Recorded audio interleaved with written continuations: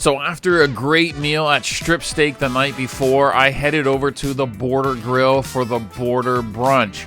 This brunch comes with over 16 different mini plates. I ordered every single one. When I ordered, the waitress didn't even bat an eye. She just brought them right on out in groups of 6. So I knew this was going to be a fun experience. The Border Grill has been a long-time favorite of mine for their 007 margaritas and their once Kobe beef steak tacos that I couldn't get enough of. They have a classic desert-style atmosphere, 2 stories. One down below is near the all the pools and the water features at the Mandalay, and then upstairs. But I know you didn't come to watch this video to hear about the layout. You want to know about the food, so let's get into it. I got there about 30 minutes after they opened, and the restaurant was already filling up. I placed my order, they brought out some coffee, and the first series of 6 dishes came up. First up is the salmon avocado toast with an apozzotti cream cheese, citrus cured salmon, capers, and red onions. It was simple, fresh, and I enjoyed it. And I really appreciated that the toast was extra crunchy with not a soggy grain in sight. Second up was the Chiliquiles, a crunchy, cold, and warm combo. It was delicious. The eggs were prepared perfectly. It looked spicy, but it wasn't. This was one of my favorites of the entire list. Third up was the spicy chicken tamale made with guajillo sauce, avocado balm, and salsa fresco. It was moist and spicy, although a bit on the cold side, with flavor all the way through. The only thing I wish is it had been served a little bit hotter. Fourth in the series was the Horchata French toast made with cinnamon, vanilla, a piloncillo syrup, and Mexican chocolate. If you had told me that this was bread pudding, I would not have argued with you. This sauce was just a little bit on the heavy side, but overall, it was very tasty. Fifth on the list was the Conchos and Jam. This is made with a house-baked mini Mexican sweetbread, jam, and marmalade. The sweetbread was on the dry side and just didn't pop with any flavors. Pass on this one unless you have a morning sweet tooth. Number 6 and the final item in the first set was the Diablo chicken and churro waffle. A crispy fried chicken with Diablo salsa and a cinnamon-dusted mini waffle. This was spicy. It was one of my favorites though, as it was seasoned perfectly and the waffle had those crispy edges with the soft center. It was well done. Now in between sets, you're able to grab some coffee, drink some water. Fortunately, I was having the Border Brunch with my wife, so I was splitting each dish. Otherwise, I don't think I would have been able to eat every single dish on the menu. But anyway, on to the second set. If you've made it this far in the video, you probably like this kind of content. I want to keep making it for you, so go ahead and hit that subscribe button. After about 5 minutes, the second set of dishes came out, which I appreciated the wait because it meant that these dishes were not sitting under a heat lamp. First up in the second round, item number 7 was the Barbacoa Benedict made with smoked brisket, barbecue hollandaise sauce, and a corn muffin.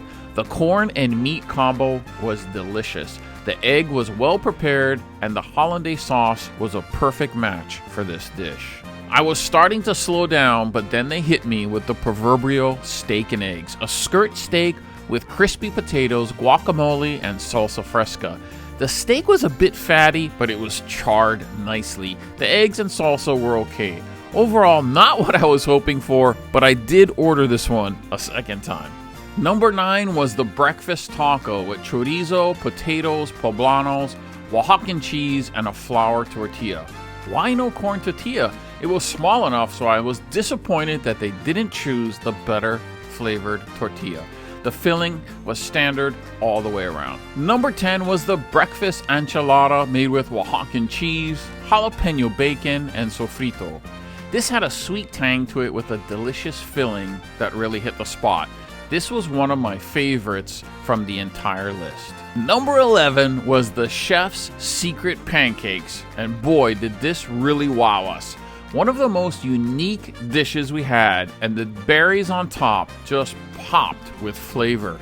The pancakes themselves had an almost scone-like bakery flavor and would have been perfect any time of day with coffee.